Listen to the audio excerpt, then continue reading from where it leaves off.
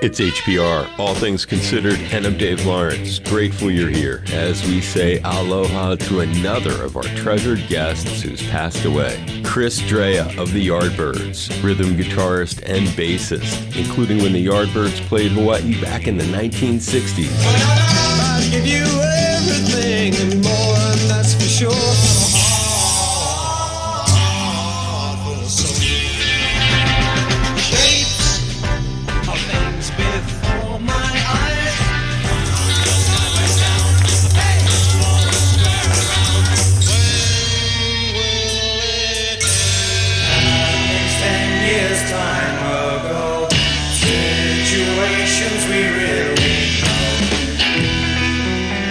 Chris was 79 and our guest twice in 2011, once by phone and then just weeks later in person when he got to town for a Yardbirds gig.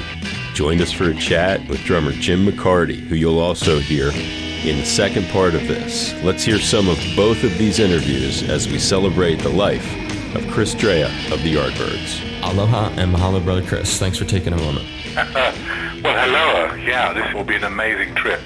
As you so rightly said, Dave, we came, I think, in 1967, thereabouts, to the Hawaiian Islands.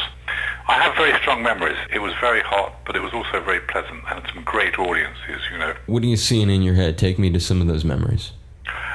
Well, I remember we stayed at the Hawaiian Hilton, which was a very posh place to stay at the time. Sure. I remember it was very humid, but I also remember we hired mopeds and drove around the entire island.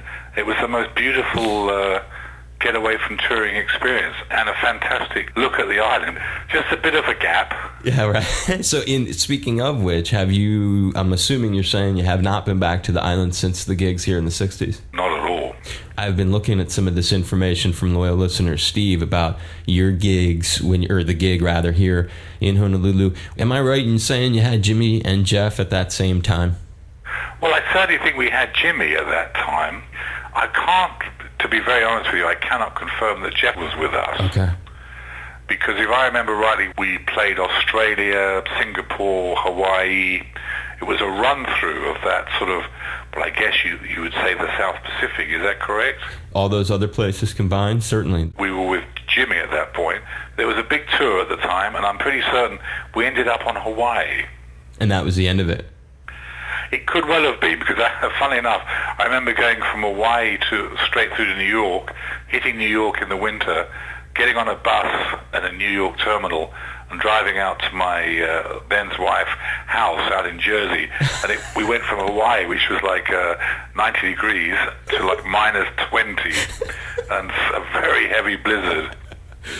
Steve will be happy we looked into whether or not you had them both. Live performance of the Yardbirds is key. Totally key. That film Blow Up, you guys do this blistering live performance. How did you guys get that gig, and what are any memories you have from that experience? Well, I suppose some people would have said that's a Who gig, because they were known for smashing up equipment. The thing about the Yardbirds, we were the genuine deal in as much as, yeah, we had emotion on stage, especially with Jeff. If something wasn't going quite right, he would sling a amplifier out the window, or I've seen him smash up a guitar here and there. And that's a love or hate movie, really. I think people either love. I personally think it's the 60s movie of that period. Some people are not so keen. They think it's a bit weird, but for my money, it really did encapsulate what was going on with the young photographer, the music scene, the complete generational breakthrough in our country, because of course, life in America was different. It was much more in color at those days. Right. But for us, I think it was a real breakthrough film. You can't, Dave, play that music you don't lean on anything when you play that music. It's just like takes you over, your legs, your body, your head, your fingers. That's what the Yardbirds got off on in the first place, was that 100% energy, And it's also timeless, you see. That's right. I mean, with the No Rules band, we tried so many different things. We didn't have record companies necessarily breathing down our necks to say you must be commercially successful. That's why often some of the stuff we've done is cult and has taken a few years to be recognized. You had the privilege, honor, or maybe it's best described otherwise, of getting to have Peter Grant as a manager. I always say to people. Not only did we have in that band great guitar players, of course Clapton and Jeff Beck and Jimmy Page joined us, but we also had three pivotal managers of all time as well. Giorgio Gromelsky, who was a creative genius. Then we had Simon Napier Bell, who went on to manage Wham. Then we had Peter Grant, who literally changed the music industry. And I think every musician to this day owes Peter. They may not know of him, but they owe him because he literally changed all the numbers for musicians. Yeah, the royalty equation. I'm familiar with that. Oh, yeah, what a great guy. I mean, I adored him. I mean, I've seen Peter defend us, literally holding off people with guns in his belly, When did that happen, with people with guns in his belly? Well, back in the 60s, things were not so civilized. A lot of the venues were run by the mafia, and they loved artists, bless them, but also they needed artists to fill their various clubs and their various activities in Nevada and whatever, And they didn't necessarily play by all the rules. Once we had a Canadian show up in Canada, and there was bad snow, and we were actually 24 hours late. It was a bit late for a gig. And these two guys pulled guns on Peter, and he literally stood up from the back of at that point was a sort of a Greyhound type bus, and he literally said, "You're going to shoot me for $1,000?" And he stomach butted them out of the coach. And when he got to the steps, they all fell about laughing, saying, "Man, you got such balls. What a guy, I was just going to say that. Same friends. You mentioned Eric Clapton. We hadn't really talked about him yet. Where are you in terms of a relationship with him? Well, when Eric was in the band, we were very, very close. I suppose we were like brothers. We even shared a bedroom. Wow. Our beds were like a foot apart. I mean, he was like an older brother. And at that time, he was in the band. He was totally into the blues and the history of the blues, very authentic. He taught me many things about the blues. And recently he wrote an autobiography and was actually very kind to me in what he said, so it's nice to hear that. For me, he was a very big influence. I not only learned about people like Robert Johnson and the originators of the blues, but also, things like 4-bar electric blues intros from Chicago, and I don't know, just the fact that it was a music that needed to be respected. You did pick up stuff, and I look forward to catching up with you, dude, when you come to town. Mr. Dave Lawrence, I want to thank you for ringing me from Honolulu. I cannot wait to step on your island.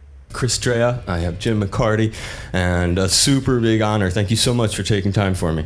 Oh, it's our pleasure. We spoke when I was in London, and I'm looking forward to seeing you, and here you are, and here we are. Talk about what it was several years back that reunited you two and began this process again. I mean, Jim was doing his own thing musically, and I was still involved with photography, which was my other thing. But we were approached by a guy called Pete Barton, who was an agent, and he just said, "Oh, well, I've got a lot of people very interested if you can put the band back together again. They want to book the band."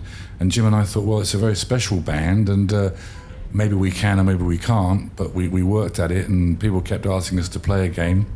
So here we are many years later, still playing. You're known, we've dabbled on it a little bit in this interview, but it's Eric Clapton, Jimmy Page, Jeff Beck, three of rock's arguably greatest and most well-known guitarists, all in this band at a point.